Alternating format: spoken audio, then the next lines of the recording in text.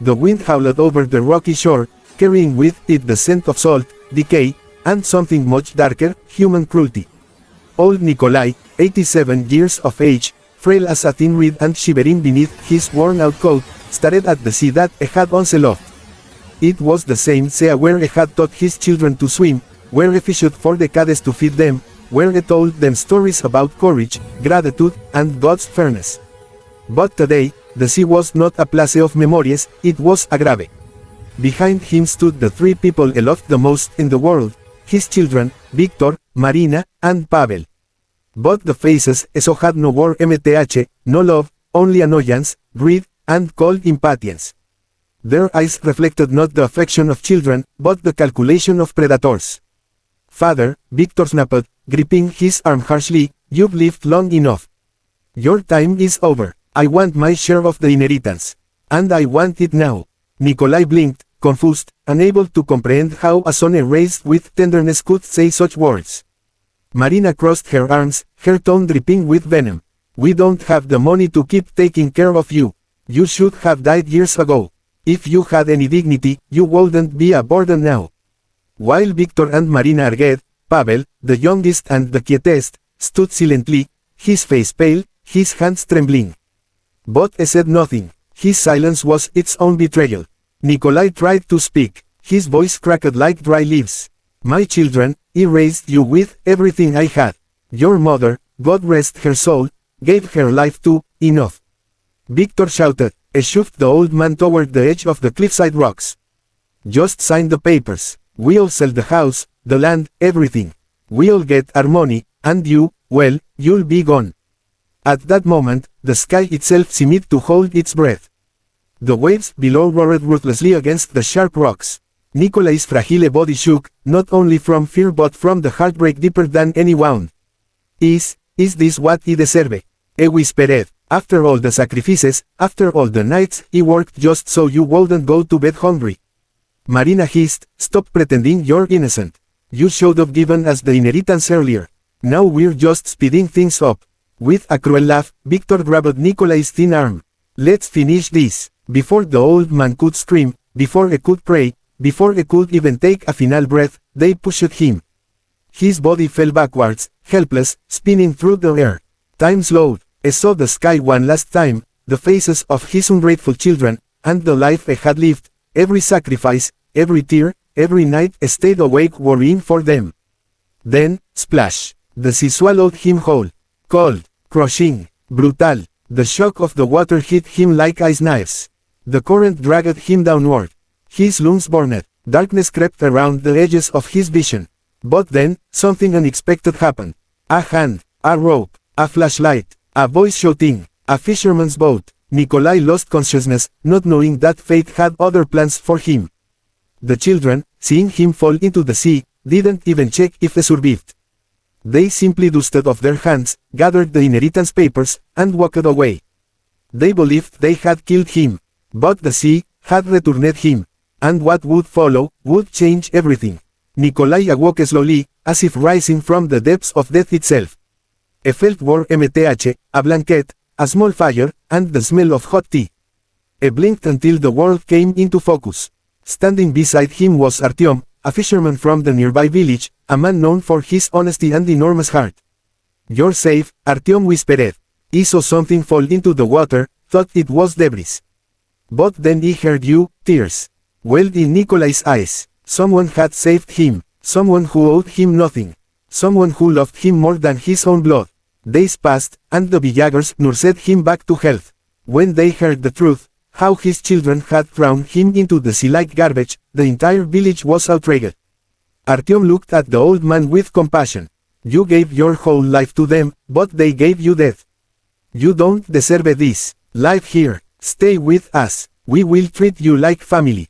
For the first time in years, Nikolai felt warm mth in his chest. Not the warm mth of blood, but the warm mth of belonging.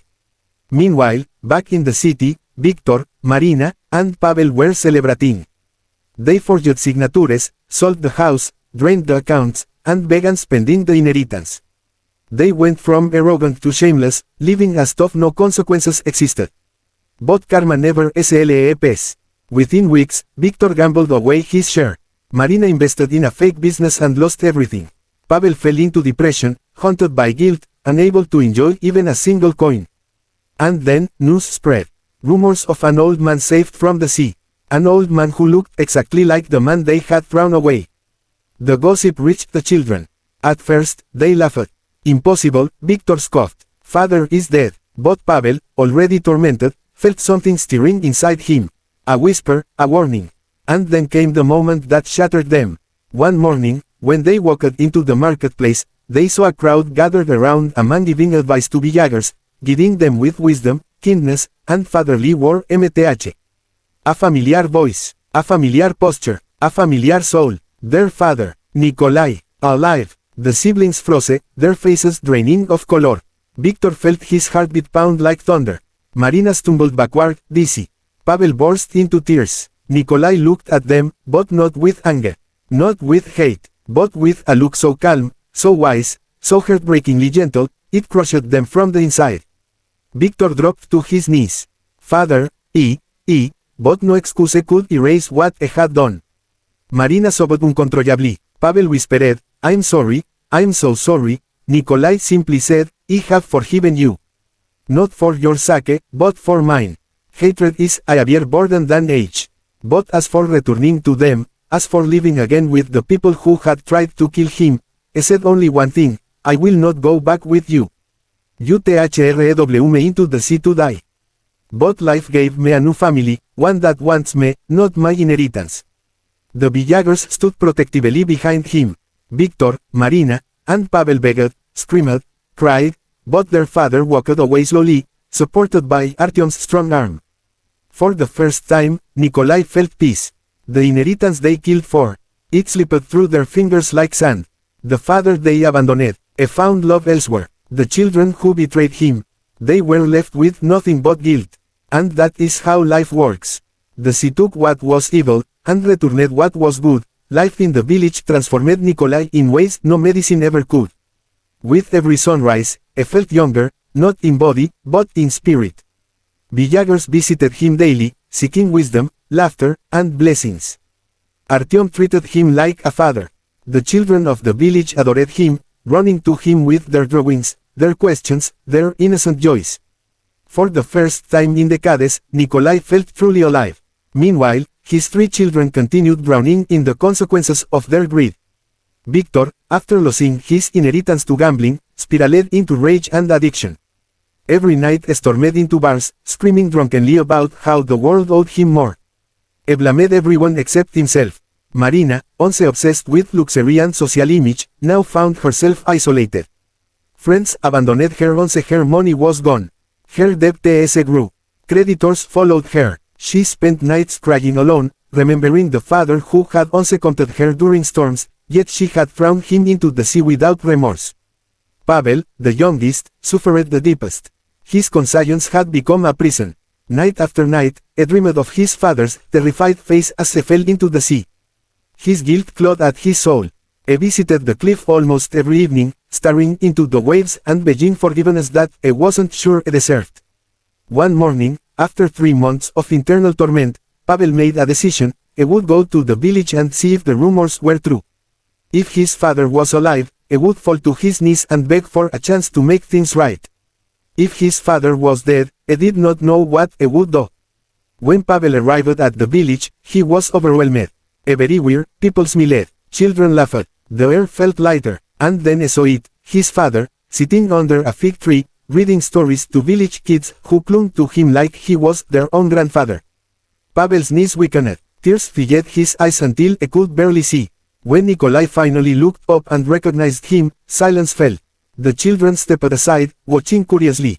Pavel collapsed in front of him, trembling violently. Father, I beg you, forgive me. The old man gently placed a hand on Pavel's head. My son, he whispered, forgiveness I have already given.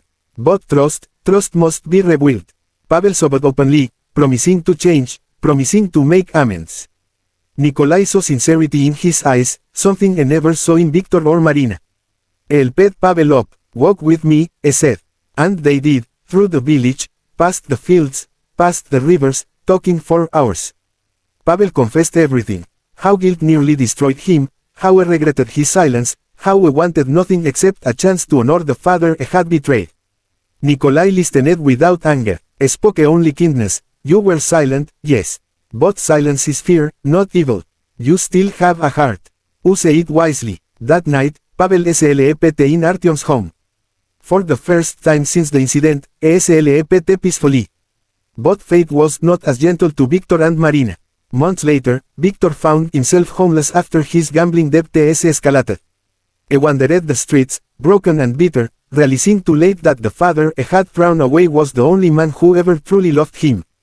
Marina, trapped by heavy debt and depression, attempted to visit Nikolai, but the villagers refused to allow a woman who once tried to kill him to disturb his peace. Rejection crushed her spirit. The siblings soon went separate ways, each consumed by the consequences of cruelty. Meanwhile, Nikolai, now stronger and calmer, accepted that not all wounds heal the same. Some children are born from love, others are shaped by greed, and it is not a father's failure, but life's design. One afternoon, as Nikolai and Pavel worked together repairing an old fishing net, the old man said softly, "You will stay here with me." Pavel nodded without hesitation. "If you'll have me, father." Nikolai smiled. "He already do." And so, the father who was thrown into the sea by the hands of his own children found a new beginning with the one child who returned. The sea had taken him once, but life now carried him gently. As the sun set over the horizon, painting the sky gold, Nikolai whispered to himself, "Family is not who shares your blood, but who shares your soul." And in that moment, he understood that he had not lost two children, he had simply gained a world that valued him. A world that loved him. A world he deserved.